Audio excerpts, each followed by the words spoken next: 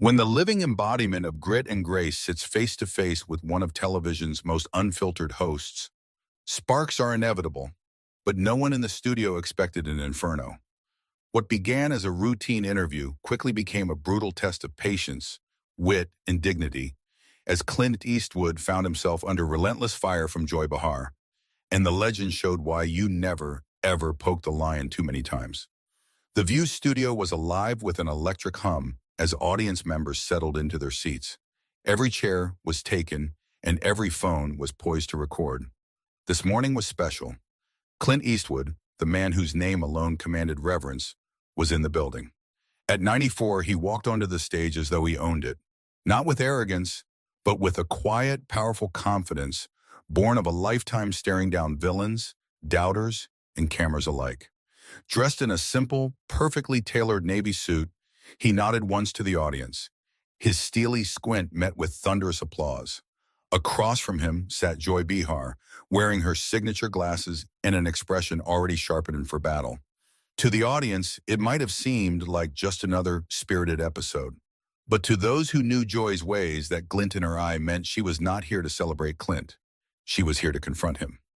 "Clint Eastwood," Joy began, her voice already dripping with something between sarcasm and defiance. "Welcome to The View. It's not every day we have a cowboy grace our little table." Clint offered her a small, polite smile. "Well, Joy, I figured it was time to visit the ranch," he said in that gravelly baritone, the audience chuckling warmly. But Joy didn't chuckle. Instead, she leaned forward, fingers steepled, and fired the first real shot. "You've made a career out of playing cowboys and cops who solve their problems with guns. Don't you think it's time to hang up the hat and let the next generation take over? Maybe Hollywood's had enough of your type." Clint's smile barely flickered, though his jaw tightened ever so slightly. "My type? You mean someone who does his job, tells good stories, and tries not to talk down to people? Well, Joy, it seems the audience disagrees with you." A few audience members even clapped at that, but Joy waved her hand dismissively. "Oh, please," she scoffed. "You've been coasting on the same squint and six-shooter since the 60s. Don't you think it's getting tired?" Clint tilted his head as if sizing up an opponent in a duel. His reply was calm but cutting. "Funny thing about stories that last 60 years, Joy. They're called classics. Maybe that's why people still watch them." Joy rolled her eyes theatrically, but the audience reaction, another small cheer, clearly irritated her. She pressed on. "All right, Clint," she continued, flipping through her cards. "You directed $1 Million Baby, which some critics, including me, said was overrated. A film about boxing? Really? Don't you think it was just another one of your testosterone-fueled vanity projects?" Clint's eyes narrowed ever so slightly, but he didn't flinch. Instead, he leaned back, folding his hands in his lap. "You know, Joy," he said evenly, "that little vanity project won 4 Academy Awards, including Best Picture. Not bad for a tired old cowboy, huh?" Laughter and applause erupted around the studio, but Joy was undeterred. She was hunting now, and the scent of conflict was too sweet for her to back off. "You see," she said, her voice rising above the crowd noise. "That's what I'm talking about. Hollywood gives statues to men like you for telling the same story over and over again. Where's the creativity? Where's the progress? Do you even care about what the younger generation wants to see?" Clint sat perfectly still, letting her words hang in the air like the stench of gunpowder after a gunfight. When he finally spoke, his voice was quiet, but it carried. "You're confusing trends with substance," he said. "Trends come and go. Good stories stay. Maybe you'd understand that if you spent less time yelling and more time listening." The audience gasped audibly at that, and even a few of Joy's co-hosts exchanged wary glances. "But Joy," she leaned back, a bitter smile curling her lips. "Oh, so now you're telling me to listen? To a man who's been glorifying violence and machismo his whole life? To a man whose films teach men to solve everything with fists and bullets?" Clint's gaze hardened, though his composure never wavered. He sat forward just slightly, fixing her with that iconic stare that had silenced countless foes before her. "My films," he replied coolly, teach that violence has a cost, that there are consequences to every choice. Maybe you'd know that if you'd actually watch them instead of just reading the headlines. The audience roared at that, and for the first time, Joy faltered, but only for a heartbeat. "Oh, I've seen enough," she shot back, voice sharp as broken glass. "Enough to know that you're just another relic from a time when men thought the world revolved around them. This isn't your world anymore, Clint." For the first time all morning, Clint smiled. Not warm, not mocking, but something much colder. The kind of smile you give someone right before you outdraw them at high noon. "Maybe," he said, "but it seems I'm still here, and you're still trying to catch up." The studio exploded in applause and gasps as Joy flushed bright red, her eyes narrowing to slits. Clint leaned back, calm as ever, while Joy fumbled for her next attack. The producers in the control room exchanged frantic looks, wondering if they should cut to commercial already. But they didn't, because everyone in the room knew this was just the beginning. The studio air had grown thick. You could almost hear hearts pounding under the applause, under the silence. Joy Behar was rattled, but not beaten. Not yet. What started as a battle of words was turning into a full-blown spectacle as Joy doubled down on her insults, trying everything she could to crack Clint Eastwood's legendary composure. As the applause from Clint's last line faded, the studio settled into an uneasy quiet. Joy Behar sat stiffly in her chair, shuffling her cue cards, her lips pressed into a thin line. Even the producers behind the glass looked tense, hands hovering over buttons to cut to commercial if this confrontation went completely off the rails. But Joy didn't retreat. Oh no. She leaned forward again, her eyes gleaming with a kind of reckless determination. "Well," she said with a sharp edge, "you seem awfully confident for someone whose entire career was built on cliches. I mean, really, Clint, do you ever get tired of playing the same old rugged, brooding, gunslinging, emotionally stunted man in every movie? Or is that just who you are?" Clint tilted his head slightly, his gaze steady and cool as marble. "You call them cliches," he said. "I call them truths people recognize. You can dress it up in fancy words, Joy, but grit and honor don't go out of style." Joy let out a short, bitter laugh. "Oh, please. You think grit and honor are all it takes? That's the problem with you old-school Hollywood guys. You think you're deeper than you really are. You think scowling at a camera makes you a philosopher." Clint's lip twitched, but not quite into a smile. "Maybe it doesn't," he allowed, "but it seems to bother you an awful lot for someone who claims not to care." That earned another ripple of laughter from the audience, the kind Joy could no longer ignore. "All right, fine," she snapped, flipping to another card. "Let's talk about Million Dollar Baby, a movie about a woman who, spoiler alert, gets paralyzed after chasing her stupid dream. And you, the big hero, help her end her life. Tell me, Clint, how is that empowering? How is that not just another depressing tale of a woman who couldn't make it without a man?" Clint's eyes narrowed slightly, his voice dropping lower. "It's not about a man or a woman," he said. "It's about choices, about sacrifice, and about loving someone enough to honor their wishes, even when it breaks your own heart."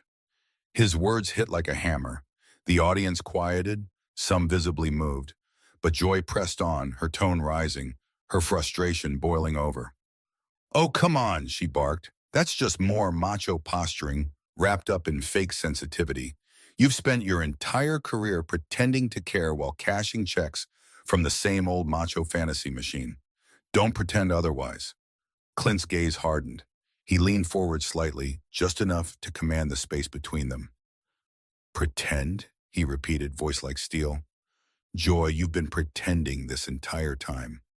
Pretending this is about me.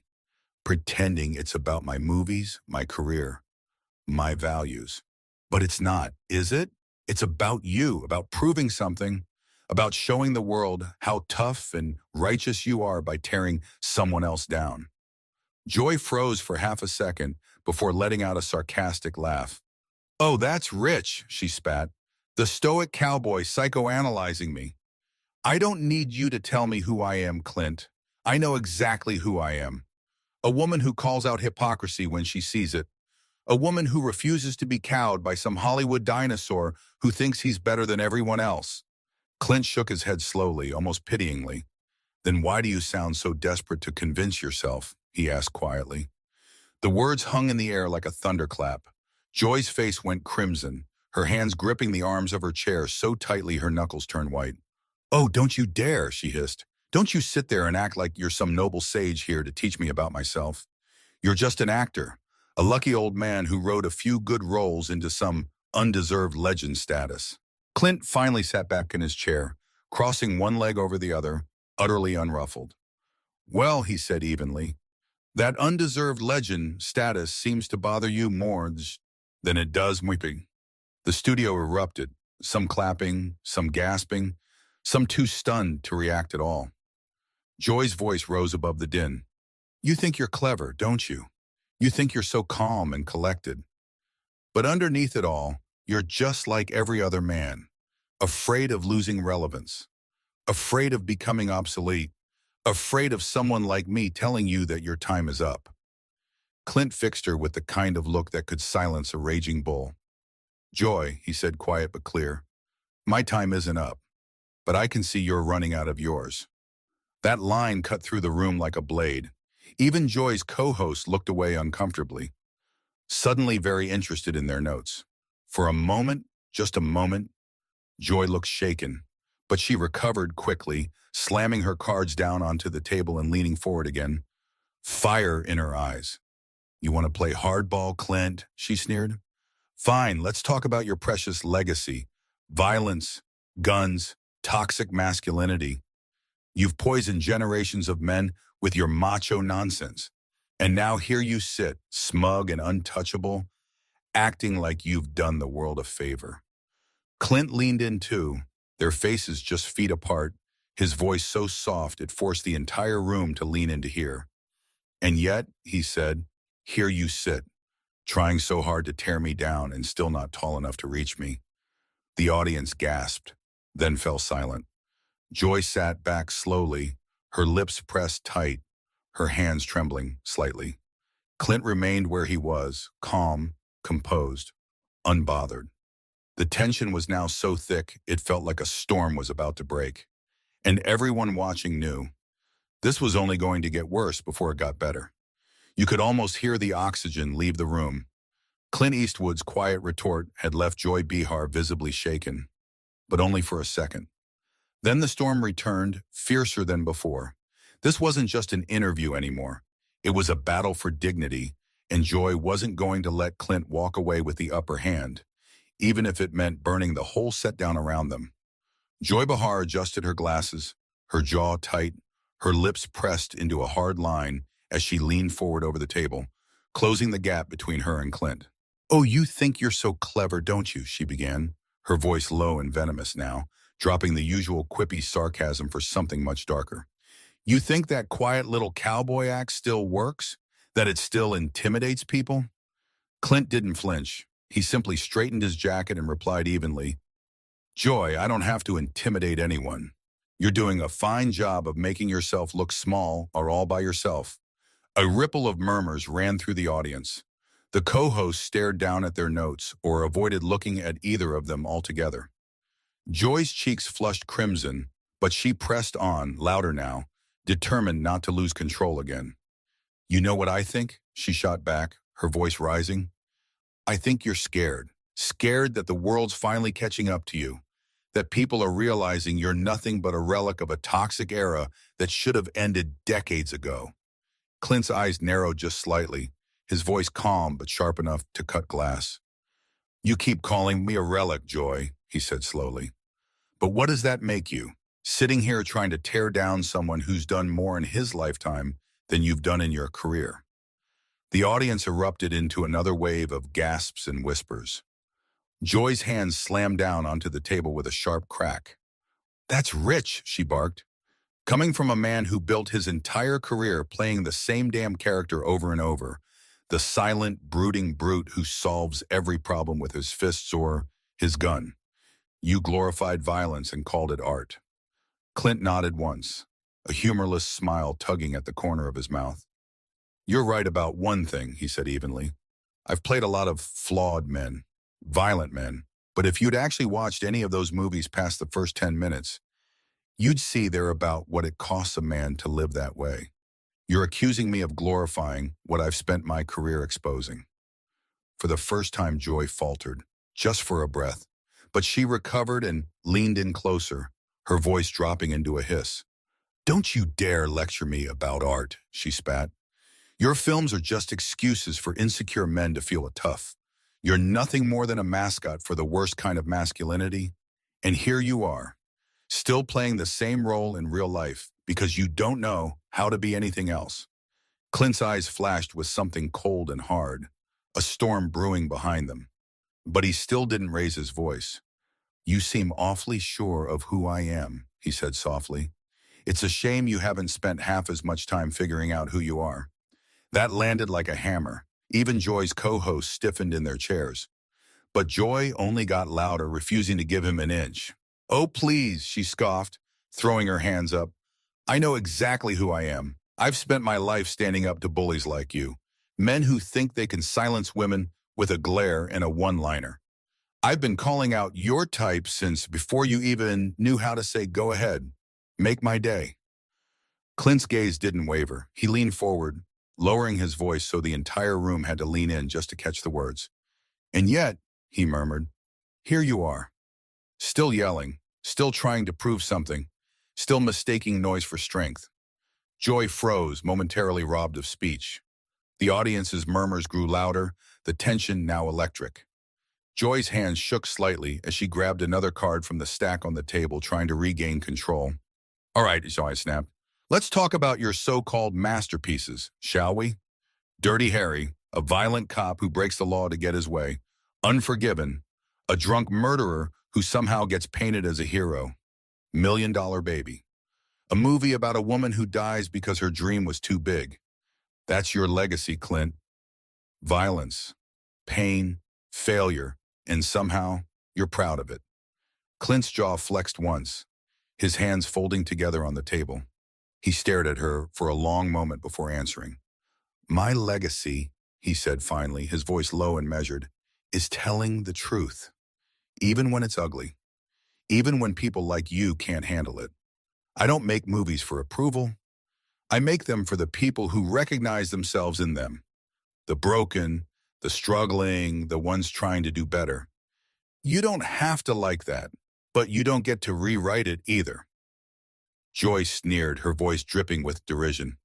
"Oh, please," she said, almost shouting now. "You're just another old man clinging to relevance because you're too afraid to face the fact that the world has moved on without you. You should have retired years ago. You should have left before you embarrassed yourself." For the first time, Clint stood up, slowly, deliberately, his full height and presence filling the studio. The audience gasped and fell silent. He leaned forward just slightly, his eyes locked on Joy's, his voice quiet but carrying to every corner of the room. "Joy," he said evenly, "I've never needed to chase relevance, and I don't need your permission to keep doing what I love. But you might want to ask yourself what happens when the cameras stop rolling and there's nobody left to clap for you." Joy's face blanched, her hands gripping the arms of her chair so tightly it looked painful.